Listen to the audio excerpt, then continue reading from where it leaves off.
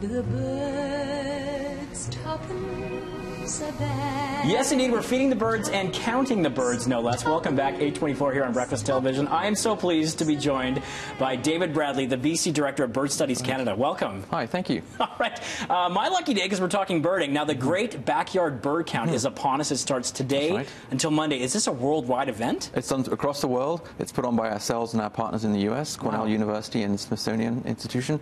And it's a great event. It's free, it's fun-filled, and it's an opportunity to contribute towards science and contribute towards understanding bird populations. So it really helps birds out. So tell us how it works and break it down for us. You basically have a window during the weekend where you look outside your window or your yard, and you're essentially counting birds and trying to identify the species, right? Yeah, so we ask people to go out for at least 15 minutes over the 4-day period, over the long weekend, to their backyard, local parks in their neighborhood, that kind of thing, and just count all the birds that they see and submit all of that data on a website, and then it all gets collated and it gets amassed into analysis that's done every year to look at bird populations. And what kind of things, what kind of data do you get when you have an accumulation of species and numbers like this from various prospective neighborhoods all over North America or BC? Right, well, it gets more and more valuable the more data you put in. Every year we gather more data, and it shows us how populations are faring, especially in terms of climate change. We all see the climate changing, we see different weather patterns, and that's affecting bird populations. So we can track that through events such as the Great Backyard Bird Count. And is this just birds at my feeder, say, or if there's like a murder of crows going over, a flock of snow geese,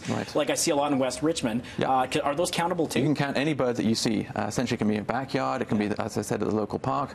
That's a great opportunity to get out and count. A murder of crows flying in from Burnaby, that's a great opportunity to look up and count them. The gulls flying over your backyard, that's fine. Count those as well. I never count the gulls. Oh, you got to count them. Okay. That was a video I took of Hugh Boyd School in West Richmond where the snow geese came down. They're still heavily in this area too, right? Yeah, exactly. So they come down every winter. They spend the winter feeding around the Fraser Estuary, and then they go down to Skagit Basin quite a bit too and come back up here before the spring when they migrate up to Alaska where they breed.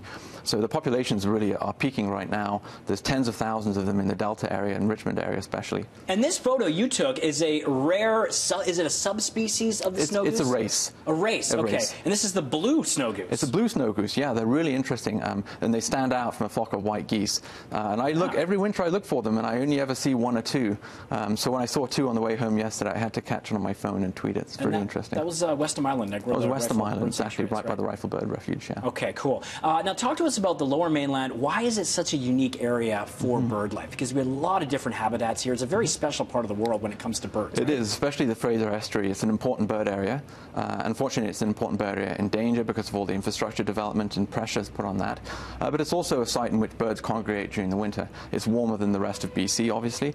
So a lot of birds breeding in BC in the interior come down to the Fraser Estuary to spend the winter. Raptors, I don't know if you've been around and seen all the raptors drifting around and the number of hawks and eagles you see around the landfill, for example.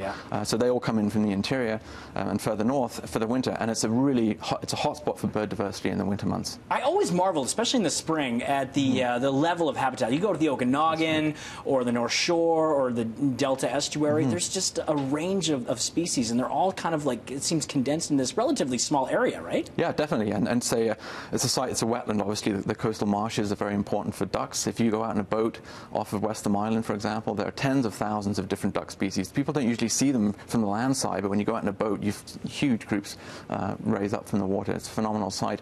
And it's a very important wintering site for all these ducks, especially the ducks that breed in the interior.